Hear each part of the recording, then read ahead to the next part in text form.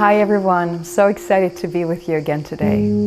Our topic today is the intelligence of the heart. Yes, you heard it right.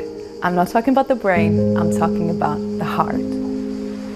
The heart is this unique and powerful organ that was the first organ to be created while we were still in an embryonic phase. So before you were anything else, you were a heart. Imagine that. The second organ to be created after the heart was, you may guess it, I'm going to give it away, was the tongue. So the heart and the tongue are forever interrelated. Very long after, the brain comes through in the creation of a baby fetus. Recent study from the Heart Math Institute based in Boston has proven that the electromagnetic field of the heart, once the heart is activated, and we will talk about it in a minute what that means, is 5,000 times more potent than that of the brain. So imagine that. Imagine you walk into a room and you are introduced by your energy way before you introduce yourself. Or maybe you've experienced it in a different way. Maybe when you were sitting in a bar, in a restaurant, and a person walks in, before they even open their mouth, you kind of feel their vibe. This is because of the electromagnetic frequency that they're emitting. Our heart, however, it's been recently proven that it does have its innate, intelligent cells that are located deep within our heart that actually give commands to the brain and not the other way around. If we are activating our heart space, and there are fantastic techniques to do that, what happens is you are instantly affecting your reality around you to be that of a unity consciousness field. What do I mean when I say unity consciousness fields? Right now on Earth, well, we are between the third and the fifth dimension. We are operating between the polarity consciousness fields and the unity consciousness.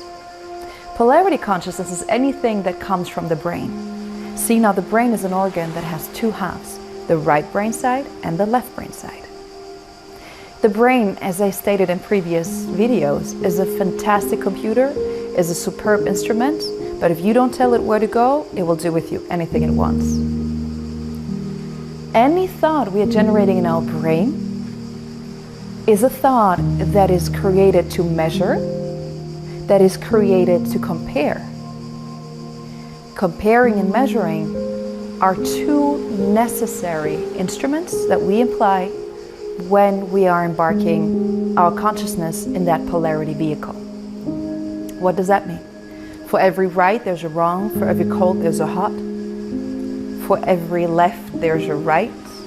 For every heat, there is cool. We are basically exploring all the range of one and the same in its two extremes.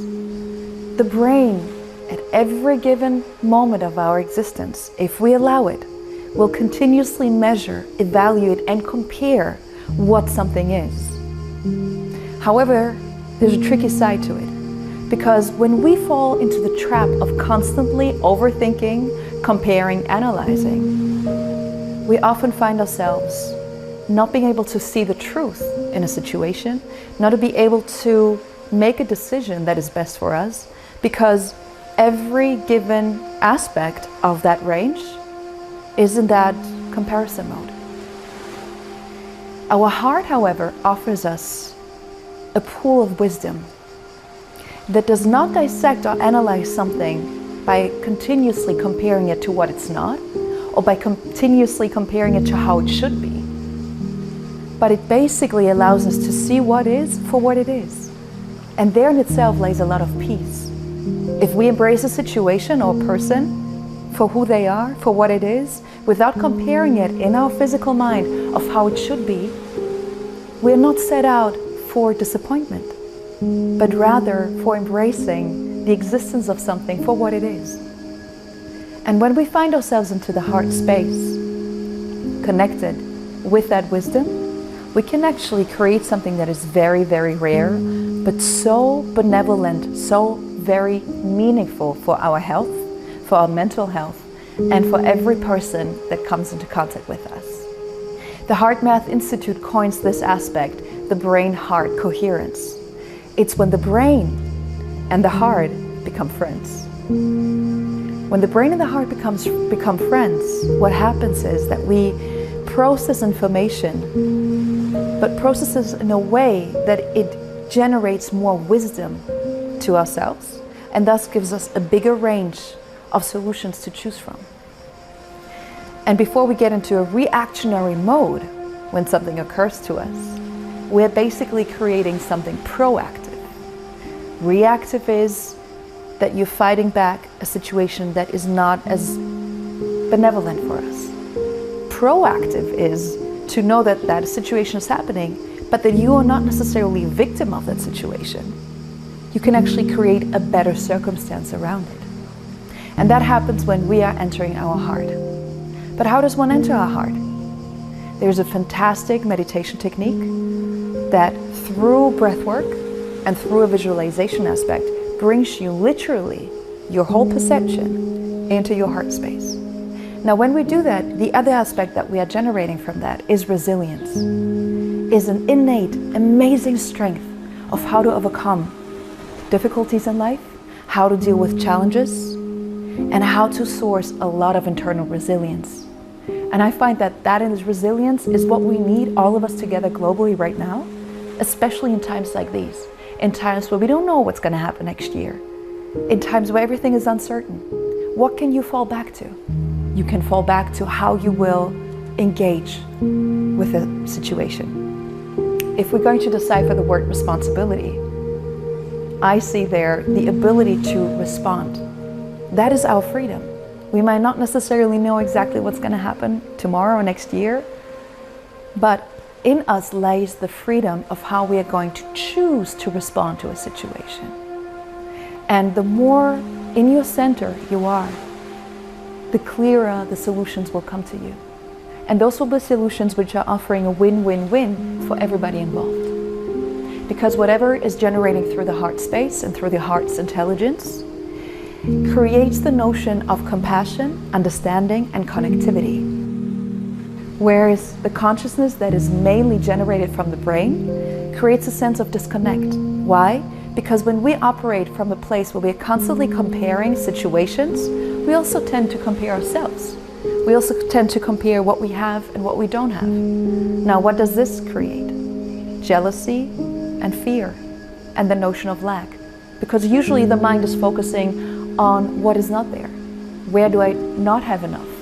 Whereas when we get into our heart space, into the so-called unity consciousness, we are accessing a field which operates on unity.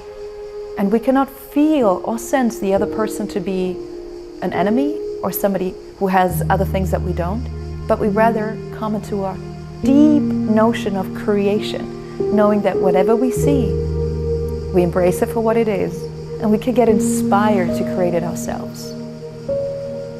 And I'm also inviting you to reflect in your own life how life felt all of a sudden, how you perceived the world when you were really in love, because all that you were was just like this huge love ball, and how you perceive the world when you're in anger, when you're in fear, when you feel disconnected from everything else.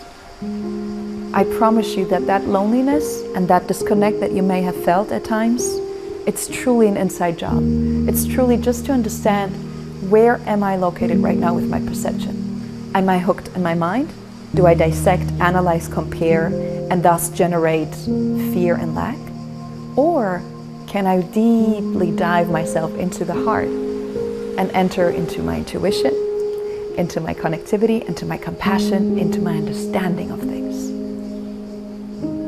And it is not by coincidence that the word courage comes from the French cœur, which means to go into your heart. Whenever we go into a heart, we may be afraid of doing something, but we'll do it anyways, because deep down you know that everything you ever needed to do any challenge and any big change in your life, you already have that inside of you. The thing is, are you going to do it or not?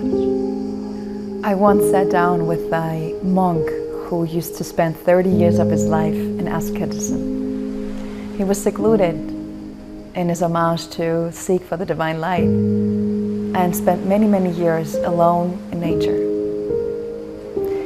This very monk confided in me that Once you are connecting your brain with your heart, meaning your thoughts, your visions, your intentions, together with your emotions, this is when you can have true change in your life. However, there's a tricky thing. Let's say you sit down and you would like to affect reality in a better way, and you've done all the great methods, you've connected your thoughts together with your intent and your vision, but somehow the result does not occur. Why is that? It's because life, that's at least what I believe in, is like this living algorithm, is like this living matrix, who, to make sure that you truly want change, will give you the exact same outcome once more, only for you to react differently this time. And that's where many people feel that their manifestation game is not lit, is because they're sitting down, they're envisioning, they have their thoughts, they have their emotion, they want to have a different reality. And if they don't see the instant change, they're discouraged. Do you see the word here? Discouraged? It's again the aspect of not being in your heart. So I encourage you, next time you're sitting down, calling in a new reality, which in order to receive your impulse, truly must have received your emotion with it, right? We're all asking for a better world, but do you feel? Do you get into the emotion state? Are you allowing yourself to be moved? Emotion, to be into the movement, into the motion of the emotion that you feel when said reality is being activated? This is how the universe speaks. It doesn't speak only in words. It doesn't speak only in images. It speaks in energy. And if you connect your energy with your emotions and your thoughts for a different outcome, stand by it. Don't get discouraged. Believe that it changes. Believe that it happens. When does it happen? Once the same reality applies, but your response is different. This is when you have changed the matrix of your reality. And that being said, I encourage every single one of you to make your own mind up, to make your own living, beautiful, playful reality experiments come true in the best way possible, of course. And to start observing how when you're in your heart space, how benevolent life treats you back. How all of a sudden you have way more peace in your life. You have clarity in your life. You are trusting yourself more. You're being guided to places you may not have seen with your physical mind, but you feel that there was a guidance all along. Thank you for bearing with me, for being with me, for connecting from heart to heart. And I'm connecting next time with you if you're going to press that bell and subscribe to this channel for upcoming videos. Thank you very, very much.